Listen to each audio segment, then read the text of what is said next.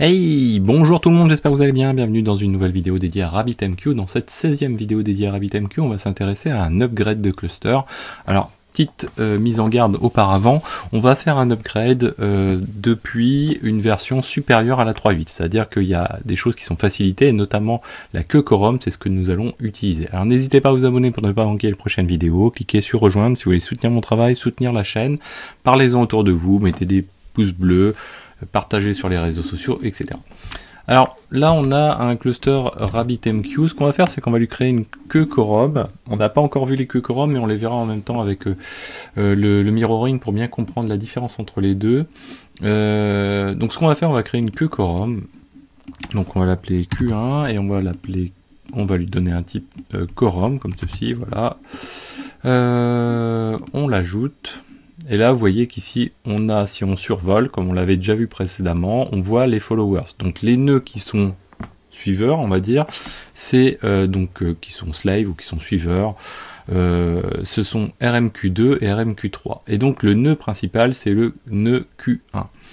Alors, donc on va s'intéresser à l'upgrade. Vous allez voir du coup que cet élément-là va évoluer au fur et à mesure de l'upgrade. Il y a plusieurs petites choses à avoir en tête avant de se lancer directement dans l'upgrade. Donc d'une part, comme je vous disais, là on bénéficie des queues quorum. Donc les queues quorum, c'est la facilité pour avoir de la haute disponibilité. Ça veut dire qu'on va avoir une promotion automatique pour cette queue des followers au fur et à mesure qu'on avance, au fur et à mesure qu'on perd un leader, etc. Donc ça se fait extrêmement facilement quand c'est comme ça. Par contre, si vous n'en avez pas de queue quorum, là c'est beaucoup plus délicat parce qu'il va falloir faire en sorte que votre queue passe d'un nœud à un autre au fur et à mesure avec les incidences que ça peut avoir. L'autre élément qu'il faut également avoir en tête, c'est que il vous faut un DNS ou un load balancer au-dessus de votre serveur RabbitMQ. Nous, notre serveur ici, il dispose de 3 nœuds. RMQ1, RMQ2 et RMQ3, soit on a un load balancer au-dessus qui check que le port, en l'occurrence, donc soit sur le 5672 ou 15672, répondent de manière à servir le service, ou en tout cas à router les messages vers les bons nœuds, ceux qui sont disponibles. Alors on verra, on fera une petite démo avec Consul. Consul est vraiment excellent pour cette partie-là, on le verra d'un point de vue DNS. Vous pouvez également le faire à partir de DNS, mais en tout cas, ce qu'il faut bien avoir en tête, c'est que si vous avez un cluster qui est un petit peu tout nu comme ça, avec rien au-dessus pour gérer l'aspect DNS, eh bien vous avez le risque, ou load balancer, vous avez le risque effectivement que ça se passe relativement mal au niveau des producteurs et des consommateurs également. Donc il faut à tout prix cet élément-là, c'est indispensable pour faire de la production. Je vous invite à aller voir quand même dans tous les cas de figure la documentation, c'est-à-dire cette page d'upgrade de RabbitMQ qui évoque en fonction des différentes versions de RabbitMQ, à savoir qu'en gros il y a l'après version 3.8 et il y a l'avant version 3.8 et il y a le fait d'avoir des queues quorum ou non. Donc nous on est, je vous le rappelle, avec des queues quorum, vous allez voir que ça facilite grandement les choses. Donc, première chose que l'on va faire, on va activer la feature qui permet d'utiliser la maintenance des nœuds. Donc pour faire ça, on va se mettre sur un des nœuds.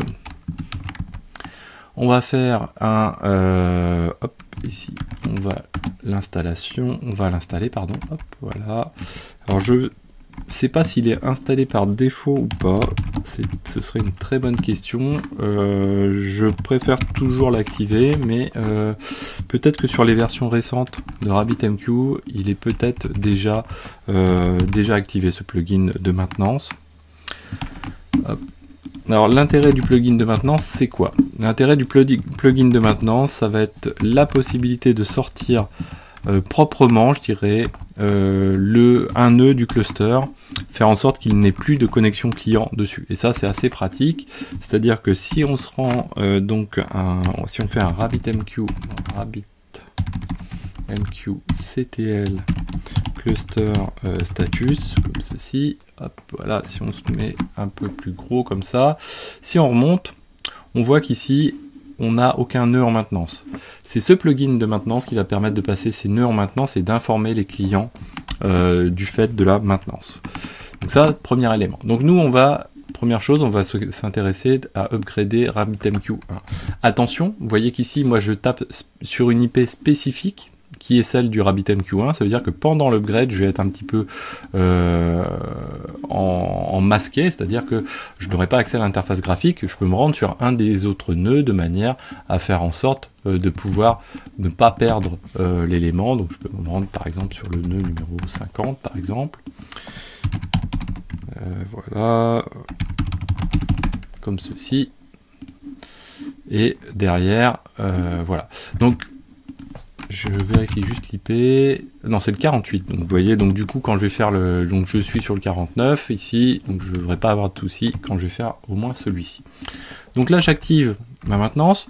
Ce que je vais faire ensuite, donc du coup je vais utiliser cette maintenance grâce au drain. Le drain, il va permettre de faire un RabbitMQ-upgrade drain et il va permettre de passer le message de dire ok, ce serveur, je veux plus qu'il reçoive de connexion cliente. Donc c'est ce qui se passe ici. Donc si je relance un cluster status tel qu'on l'avait tout à l'heure, pardon, on va voir, voilà, il est marqué en maintenance, donc normalement il est censé ne plus avoir de connexion cliente. Ce qui va me permettre derrière, donc si je me rends, on va quand même se mettre partout, voilà, comme ceci pour avoir notre cluster. On voit que pour l'instant les nœuds sont encore opérationnels. Dans la documentation RabbitMQ, ce qui nous indique il faut stopper RabbitMQ. Donc on va faire un RabbitMQ CTL stop app, pardon, voilà, comme ceci. Donc là, il va l'arrêter. Alors, suivant le nombre de queues, ça peut demander plus ou moins de temps, hein, ces arrêts. Si vous avez beaucoup de queues, ça va durer relativement longtemps. Donc là, on vient de le stopper. Si je me rends désormais ici dans mon interface, vous voyez que le nœud est not running. Pour autant, les clients peuvent continuer à travailler. Si je me rends ici au niveau de la queue, vous voyez que qu'est-ce qui s'est passé? Vous voyez que le leader a changé, c'est RabbitMQ3, et je n'ai plus qu'un follower qui est RabbitMQ2. Mais c'est pas un problème pour autant. Donc maintenant, ce que je peux faire éventuellement, c'est au moins arrêter d'un point de vue système, cette fois-ci RabbitMQ server. Donc on l'arrête, et derrière se présentent différents cas de figure. Soit j'ai installé RabbitMQ avec le dépôt officiel de RabbitMQ et j'ai utilisé apt. Donc là je peux faire un apt cache Madison RabbitMQ-server. Au préalable, il aurait fallu faire un apt update pour bien mettre à jour le cache, vérifier donc grâce à l'apt cache Madison, vérifier les versions disponibles, qu'on ait bien la version qui corresponde, et ensuite faire donc un apt install only upgrade de manière à upgrader RabbitMQ server. Si vous visez une version spécifique, vous mettez égal et la version en question.